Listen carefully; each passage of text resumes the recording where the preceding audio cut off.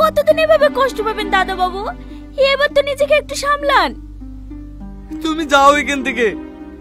আমি আপনার পায়ে পড়ছি, নিজেকে এভাবে শেষ করে দিয়েন না। কার জন্য বাঁচিয়ে রাখবো নিজেকে? বাবুর কপালে ছিল তাই আমাদেরকে ছেড়ে চলে গেছে। একদিন আমাদের খোঁজাইতে হবে, তাই বলে এভাবে ভেঙে ফেললে হবে বলেন তো?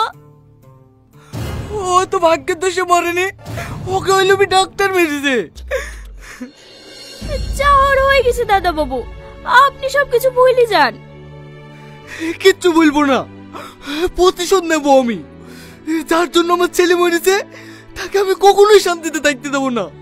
আমি আর সব শেষ করে দেবো।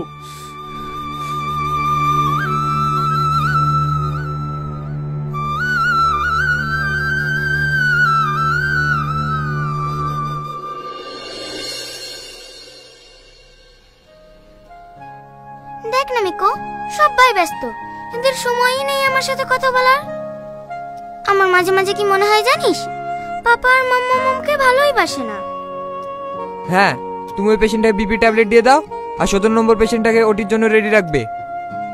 চম্পা, আমাদের ফিরতে আজ একটু দেরি হবে, তুই ঘরগুলো মুছে রান্না করে রাখবি। ঠিক আছে দিদিমণি। না না, তুমি আগে টাকাগুলো জমা নাও।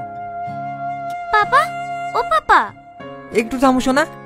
ঠিক আছে, আমি হসপিটালে আসছি, সব রেডি করে রাখবে। কি হলো?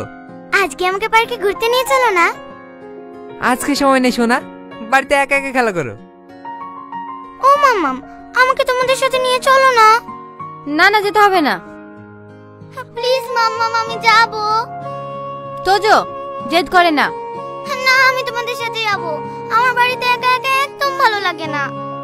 চম্পা, ওকে একটু বিকেলে পার্কে নিয়ে যাস তো।